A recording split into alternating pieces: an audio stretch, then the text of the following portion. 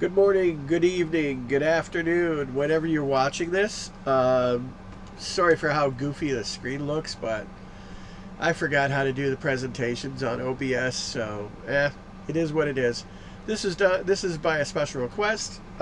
Several of my viewers asked me to make this video where I'm explaining what guitars I'd gotten, and what they asked was do guitars of 2021 that I picked up, but I decided to go one better and do the past 6 months. So we're going to start in October of 2020 and go up to present day, end of March 2021. So here we go, and this is very off the cuff. So if I seem to ramble a little bit, my apologies. Okay, we're going to start in the beginning of October 2020. I picked up this lovely beast. And this is an Epiphone Les Paul Modern, the Inspired by Gibson series, as you can see by the headstock. All the 2020 Epiphones and beyond will be the Inspired by Gibson and have that Kalamazoo headstock, which a lot of people are happy about now. Didn't matter to me either way, but hey, whatever works.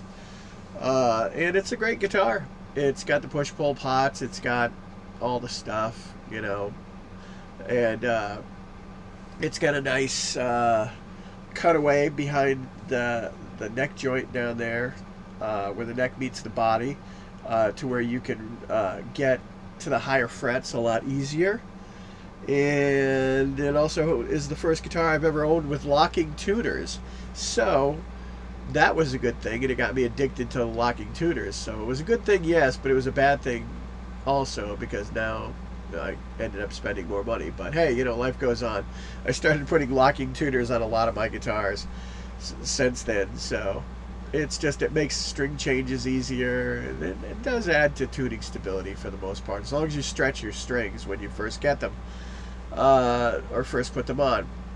So there's that, and this is the body. So each picture is going to be the full-size guitar and then the body.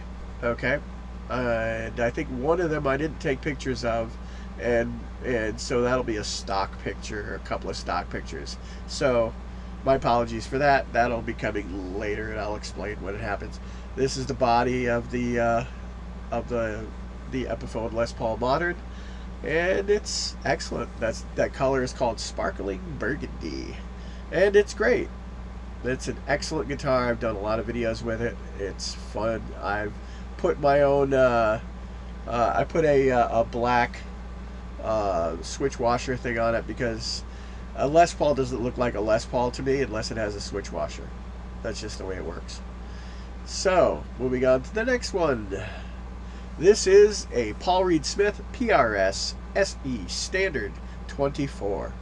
I was getting a lot of crap from gear snobs and cork sniffers, who I always have problems with in one way, shape, or form or another, because I express my opinion, and they don't like people who express their opinions and either call them out on what they say or contradict what they say. So, they like their narratives the way they are.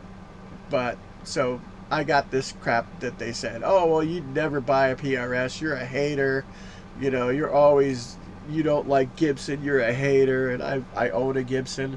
I own a 1967 Gibson LG-O acoustic, or LG-0. And yeah, I'm not a Gibson hater. I got into guitar playing because of Gibson, because of seeing Ace Frehley playing, not playing, but the picture of him playing his guitar. And then when I went to see them in '78, it was just, that was it for me. I had to become a guitar player because Les Pauls, and that's what happened. So, not a hater. So here's the apart from that little side trip there. Anyway, this is the PRS SE Standard 24. It's an excellent guitar. It arrived, and I had to do very little to it, and it plays well. It sounds okay. This is your basic PRS model. It's not the custom 24, but they have similar pickups. And I'm not I mean, they're all right pickups. They'll pass. They're okay. They're just a bit tinny for me, and I don't know why that is with the PRS pickups. That these basic models, I mean, as you go up in price, I'm sure you get the better pickups as time goes by, or as the money gets spent, shall we say. But I'm okay with it, and it works, and I adapt to it, and that's all there is to it. Hell, I've adapted to $15 pickups, so, you know, I can adapt to just about anything in the guitar world. So, moving on from that, here's the body, and it's a beautiful guitar. It's very nice. I love the birds. That's so cool. The bird inlays are really, that's a great touch. And that's all there is to it with that one.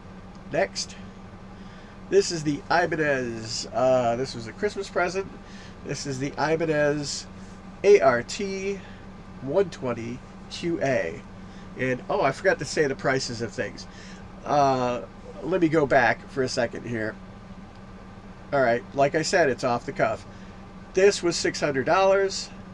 This is $500. And this lovely thing, the Ibanez, is $350. And you know what? It plays as good as both of those. Hell, it plays as good as any Gibson I've ever played. So it's an excellent, excellent guitar. And yes, I've played many Gibson Les Pauls over the past 40 years of playing guitar. 40 plus years now. Headed into the 43rd year. So that's all there is to that. And it's a great guitar. Has the pickups sound better than the PRS pickups, believe it or not. And they're actually covered humbuckers, which is odd. But Ibanez did a good job with this guitar. And apparently this is somewhat rare because you can't even get these in America hardly anymore. They're all over Europe, but try to find one in America, and they're like flukes. They come up every so often for sale, and then they're gone. So I guess I really lucked out when I got it. So it's a great guitar. Excellent sound. It's got 2 volume controls and 1 tone. So that's a bizarre arrangement, but hey, it works. I can work with it.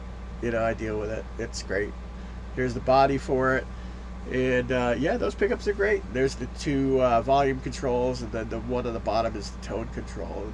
And of course, it's got the 3-way switch in the weird place. But that's, you know, neither here nor there. I can play whatever. And I didn't need a switch washer on this one because it's in the wrong place. Or it's in a different place. So, whatever works. And great guitar. Excellent. And this one is the Firefly Les Paul Elite. This arrived damaged. I bought it for $209. It arrived damaged, well, not really damaged, but built wrong, shall we say, to where the nut was all screwy, and the bridge that you see down there, the tune-o-matic bridge just underneath the pickups there, is in the wrong spot, and it has to be moved up, or you have to get a wider bridge, in order for it to intonate. Otherwise, you'd have to put all the saddles up to the very top in order to try and get it anywhere near intonation. So I did a little bit of work on it, and managed to get a new nut put on it. I put a new nut on it. All this was going to cost me a ton of money, but I put a new nut on it myself as a tusk nut, and I shaved it down so it's a little bit more forward.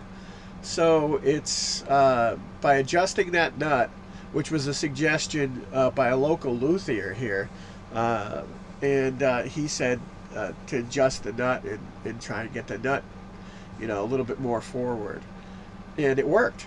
And so it intonates. It's not perfect intonation, but it's passable and it's playable, and the differences in intonation aren't really noticeable. But that was a kind of a fiasco with not with Firefly so much. They were very receptive and very good people, but it was a bit of a fiasco because I had to go explain back and forth and show them all sorts of different things, which is, I guess, understandable because it's, you know, it's a good deal of money, $200, I guess, but, you know, per guitar. But they had to make sure. So I got it fixed. It works great, and I've been using it a lot. Put a mirror pick guard on it.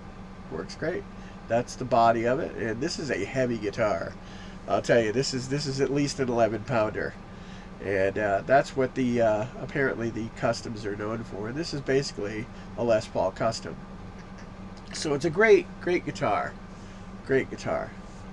All right, now next one. This was the replacement I got for the one that was damaged. It would have cost me at least $500 to get it done professionally, fix it professionally. So they decided, instead of giving me my money back or having me send the other guitar back to them and then send me a replacement, they just sent me a replacement and said, keep and fix or do whatever you want to do with the black one. So they sent me this gold top, and I have this thing for gold tops because I own 4 of them now, I believe. Yeah, 1, 2. Yeah, 4 of them. I own 4 gold tops now, and that's the most common color of gold top that I own. Out of all the Les Pauls I have, I think I have 15 Les Pauls now, and 4 of them are gold tops. The rest are all different colors. So, let's see. And there's the body.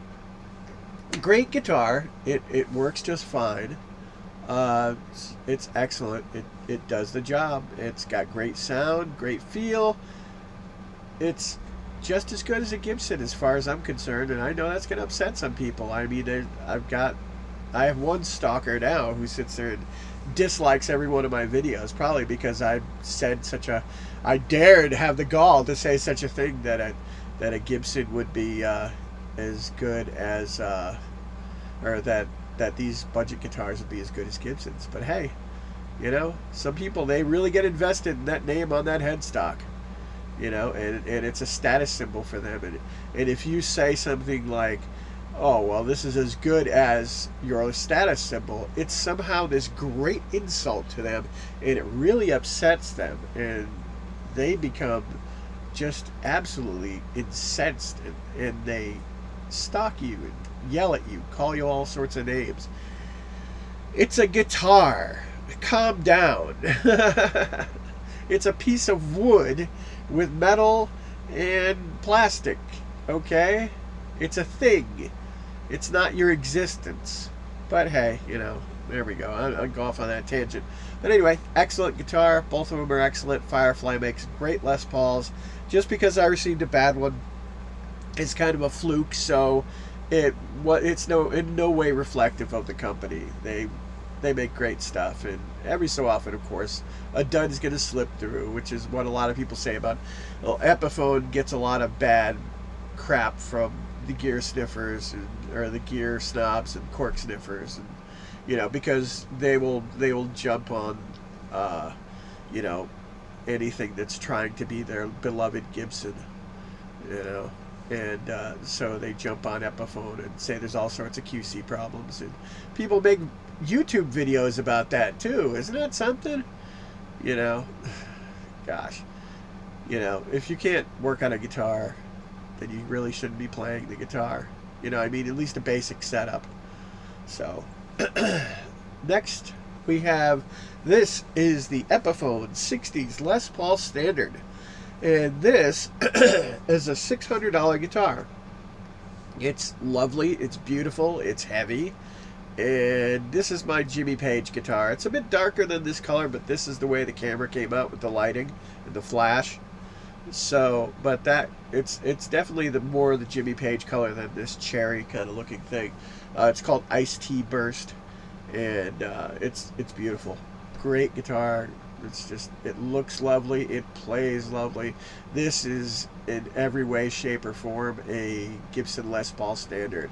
The only difference is it doesn't have the Gibson pickups or the Gibson you know, specialized pots and stuff, which are not even specialized.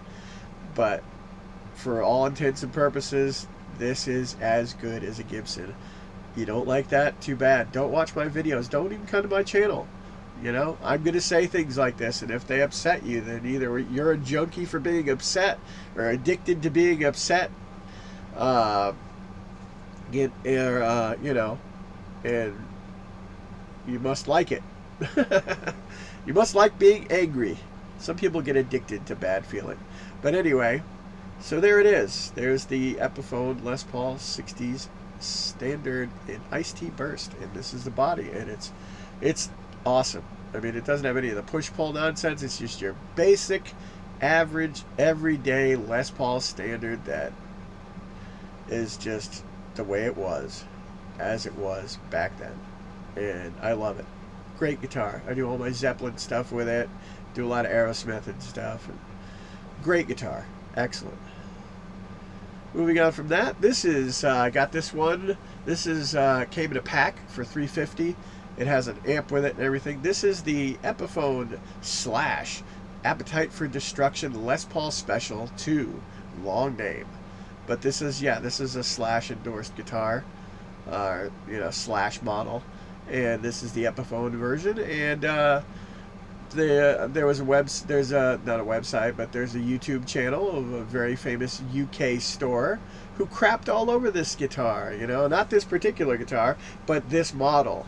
You know, they put it up against a very, very expensive Gibson, and they were like, well, this is just garbage. You know, it's a beginner guitar, basically, when it comes down to it. This is, you know, this is a budget guitar. And you put it up against a very expensive guitar, and not only did they put it up against the expensive guitar, but then at the same time they altered all the EQ settings between the two guitars. I know this guitar sounds like a regular Gibson because I own it and I've played it, and I've also done my own EQing with it. But you know, you get these stores that they want to sell you, if they're going to sell you the $200 or $300 guitar versus selling you the $7,000 guitar or the $5,000 or $2,000 or even $1,500, they're gonna really push the more expensive guitar, while, you know, just kind of pushing the budget guitars off the side because they don't make as much money. So if you're gonna sit there and look at a store's YouTube channel, they're trying to get your money. They're trying to, even somebody who's sponsored. And I know there was a big hullabaloo just recently about that. I had to get rid of all my rants about it because I got a bit of a talking to. YouTube is changing a great deal. So basically all I can say about that is these people are out to sell you something, and don't believe a store that only pushes the expensive stuff. If they don't say anything nice about the budget stuff, you just can't trust them, as far as I'm concerned. And that's my opinion. Hey, take it as you will. But back to this guitar. It's a great guitar. It's excellent. It plays well. I had to do very little to it. It came fully intonated, and the string setting, the string height was almost perfect, but I had to lower the strings a little bit because I like a little bit lower. I like the 1.5 millimeter on the high E and 1.9 or 2 on the low E. Those are my settings, and that's what I like. This also has a nice little thing with it. It's a guitar tuner, a little light up guitar tuner that is in the bottom pickup surround right next to the bridge there. It's if you're holding the guitar, you can see it if you look straight down at it. It's on the side, and it's great. It's got a little battery that goes in the back of the guitar for it, and works a great deal, very well. I mean, it's pretty accurate. It's not bad, and many people have made videos on this guitar, and it's lovely. It's just an excellent guitar. It plays well. It sounds great. It does what it's supposed to do for all intents and purposes. It's a Les Paul. Okay, so on to the next. And here we go. Here's my most controversial guitar that I own. This is a Gibson. Yes, I own a Gibson. I was curious, and I wanted to pick one of these things up and see if they were as bad as everyone says they are. And you know, there are issues with it, yes, but they're not like guitar breaking issues. So I must have lucked out somewhat, but I've seen people get these and they either say they're horrible or They point out things that are kind of questionable on them. But either way, this is a counterfeit guitar. Yes, it's a counterfeit Gibson. It's not a real Gibson, but I threw Seymour Duncans on it. This is how it arrived stock. I threw Seymour Duncans on it. I put real Grovers on it. And I changed out all the electronics to Epiphone 2020 wiring. All brand new. Switch, everything. And works real well. Does the job. Plays. Stays in tune. I also put a tusk nut at the top of the neck, of course. I've been replacing a lot of my guitars, the nuts at the top of the fretboard with tusk nuts, because tusk nuts are excellent. Very, very cool. And I also put I had a gold roller bridge that I was going to use with my Firefly, and it wasn't compatible with it. The black Firefly with the gold hardware. So I decided, okay, well, I'm gonna use that on the Les Paul, on the Gibson, and did it. So this thing cost me $225 around that, 225, 230, and it works, plays. Yes, it's counterfeit, and I'm not going to sell it to anybody. I'm keeping it. It's it does the job. It's cool, but you know, I don't endorse buying counterfeit products. It's just something I was curious about. So, and there's the body of the guitar, and it's, for all intents and purposes, a Les Paul. I mean, it does what a Les Paul does. It sounds like a Les Paul, well, even more so now. I mean, it was, the pickups were okay. I still have them, but you know, I'm not a big fan of covered pickups in all my guitars. I like the uncovered ones because you can get more bite out of them. And these were all right. And now it's got Seymour Duncans on it. So it's got a oh gosh, I can't even remember what I put on it. It's a 59 in the neck, and oh gosh, I don't even remember what I put in the bridge, but it's an excellent. Oh, the Custom 5, the Custom 5 PAF in the bridge. So 59 in the neck, Custom 5 in the bridge, and it does the job. It's great. There's nothing wrong with it. It's I mean, the only issues really are just it's somewhat a little bit like bendy, you know. So the wood, I don't think, is the greatest kind of mahogany that they could have used, and it's somewhat light. So, but it is mahogany. It's just I don't know. It's just I have to make sure that I don't pull too much on the guitar, because I'll stretch the notes a little out of tune. So, other than that, it works, does the job. It's a Gibson. It's a Gibson. Anyway, it's enough with the Gibson. Next, we have this. An unbranded Ibanez Rg Clone. It's not really Ibanez, it's just an unbranded clone. And this I got off of eBay for a whopping $66. And this guitar, it came to me, the action was a little high, but the neck relief was perfect. There was nothing I had to do to the neck relief at all. It was perfectly intonated when it arrived and played just fine. There weren't really issues with it. There were, of course, because it's cold and it's winter, you know, you got the sharp fret ends, slightly sharp, not like rip your fingers apart sharp, but slightly sharp. And so, you know, you take a little sanding block, foam sanding block, and you take care of that, and it's done. Couple of minutes, like 3-4 minutes on each side of the neck, you know, up and down, and you're done basically. And it takes care of that problem. Tuners are all right. They're stable. They do what they're supposed to do. And no desire to change the tuners. But I did upgrade the pickups with some Guitar Madness ones. The two outer pickups with some Zebra Guitar Madness pickups, the high output ones. So this thing does what it's supposed to do. It plays like an Ibanez. It sounds like a high gain guitar. Is what it is. But there's one difference though. The Ibanezes have the thin necks, I know, because I've got 3 of them, and this has a fat neck. So don't know where that was, why they made it like that, or why it was done like that. Maybe to avoid getting in trouble. Who knows? I don't know. So it works. $66 guitar. All I did was replace the pickups. So it ended up still being less than $100, and it plays just fine. There's no. I think I had to file maybe 2 or 3 frets, and that was it.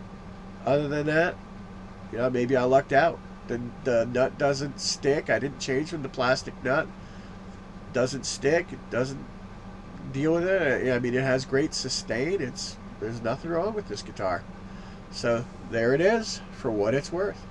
This is the body. Those are the old pickups. The thin one in the middle, the single coil, is still the same, but the outer 2 are Zebras now, and Zebra Guitar Madness, and they're great. I mean, what else could you ask for? The guitar works, plays, sounds great, plays great, no buzzing, you're all set. And it's nice and light too. It's super light, which I like. So, and I've been told that these super light guitars, like I bought a Glary before. This is for all intents and purposes a Glary as well, but it's not a Glary. It's an unbranded guitar. I think Glary just slaps their name on them, but who knows. Anyway, I bought a Glary before, and it was 2019 I bought the Glary, and I've had it for almost 2 years now, and I was told that by cork sniffers and gear snobs that it was going to fall apart within a year. It was just going to split in half, and that would be the end of it. It wouldn't play anymore, and it wouldn't do anything. All I did to the Glary was upgraded the pickups and the whole electronics, because that's what you do with the Strat. Just put a new loaded pick guard in it, and that was it. And that was when I first got it. And since then, it's another lightweight guitar made of poplar. It's very lightweight, and it works.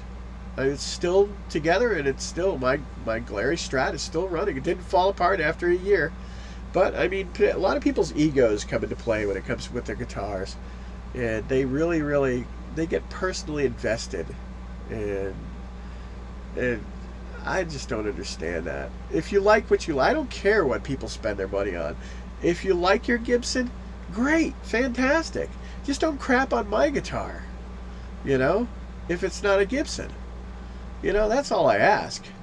Don't sit there and tell me your guitar is garbage because it doesn't have the same name on the headstock as my guitar does. See, that's stupid and nonsense. Don't even bother. So people that think like that, you don't really usually see them on stage very often. You know why? Because it's all about appearances, and crowds can pick out a fake or a poser pretty fast, and you won't make any money. That's all there is to it, or you'll make very little money. So anyway, the last guitar is this. Just got this recently as well, and this is the Epiphone Muse SG, and I wanted a white SG, and I got one.